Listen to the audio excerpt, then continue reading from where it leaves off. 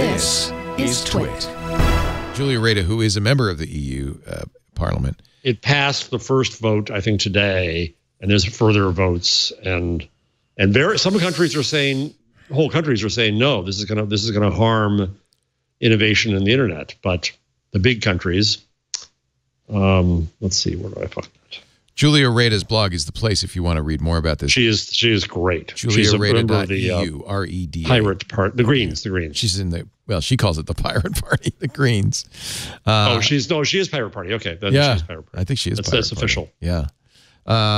Nevertheless, you know, you've heard us talk about it many times. I don't want to spend a lot of time, but Article 13 is the one that would require us and anybody that uses content, and all of our shows are based on, you know, commentary on other people's content, to get licenses. and furthermore, if you're Twitter or YouTube or Facebook, you can't post anything that hasn't been licensed. So you have a huge burden to make sure that everything that you have on there, if there is copyright material by anybody else, there's no, in other words, there's no fair use. Well, no, there is. There is. Oh. I read the text. There is an exception for criticism and fair use, but as Larry Lessig famously said, fair use is the right to hire an attorney. It's a defense. Yeah, it's a defense, and the platforms are going to say, we don't. That's too nuanced for us. If somebody else made it, you can't put it up. Period, because the liability is huge. And then the Article 11 is a link tax. Oh, I hate this. Which is very similar to what Germany tried to do. And Spain did. Yeah, and Spain did to their detriment. Reproducing more than single words of very short extracts of news stories will also require a license with no exception.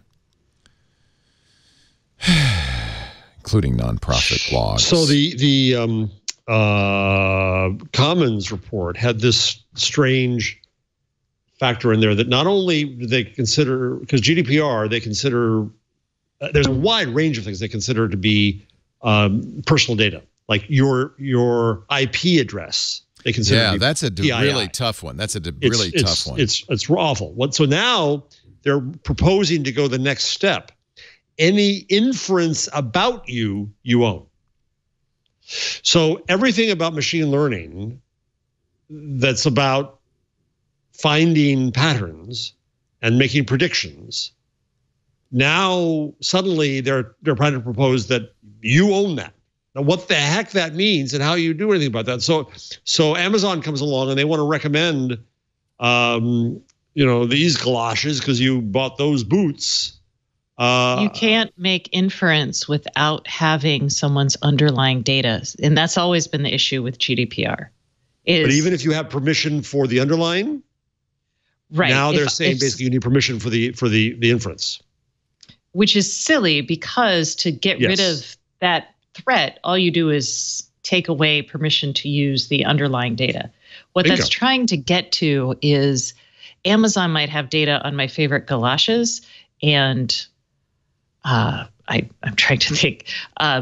Someone else may have data on my foot fungus powder purchases, and if they put those two things together, they might infer, like my insurance or something, that I'm trying to give myself foot fungus by wearing terrible galoshes. What is this analogy? I don't know. I thought you were going to get an ad for fungus fighting galoshes. That would be good. I was trying to turn this into something nefarious, but I really should have started aggregating data from two different sources into an inference. Yes. So, but really, all I have to do is stop the data about my foot fungus powder purchases. Again, right? Really weird. You can't make an inference if you don't have the original data. So here's on pages 16 and 17. Inferred data is therefore regarded by the ICO as personal data. On the page before, it says, "Get this, geeks! Watch out, geeks! If tech companies, including technical engineers involved in creating the software for the companies, are found to have failed to meet their obligations under such code, ...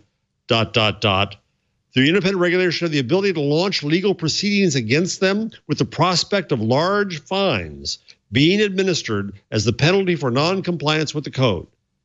So you do something for Facebook or Google, now they're putting the employee in the case of having to know every implication and basically have their own attorney. What's weird is they become liable. Well, that's because they can't go after the tech firms. So they're going to go after their employees. You always in a legal fight go after the weak link and hope they can go over the tech firms. They're going after them both. Yeah, but this is a much bigger stick. From a strategy perspective, this isn't going to make it into the end law, but this is a really good way to start your negotiation. Well, don't forget there are people in the European Parliament, like the German member of EP, Sven Schulze, or as I call him, Sergeant Schultz. I know nothing.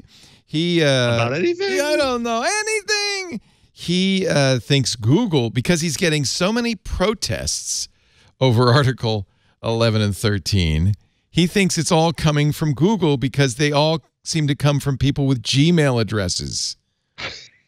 So I did a slightly better translation of his tweet. Yes. He said, now every second I'm getting messages about Articles 11 and 13, and they all come from Gmail. And never mind that the information in them is wrong. Google, do you really need to take this action? Idiot. I know you're angry, but... Idiot. Yeah, I know you're angry. I know you're angry, Google, but really? Oh...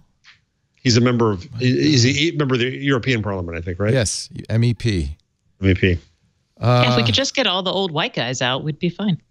I couldn't agree more, Stacey. I could not agree more. And worse, he's been retweeted 212 I'll bring times. my Kamala hat in.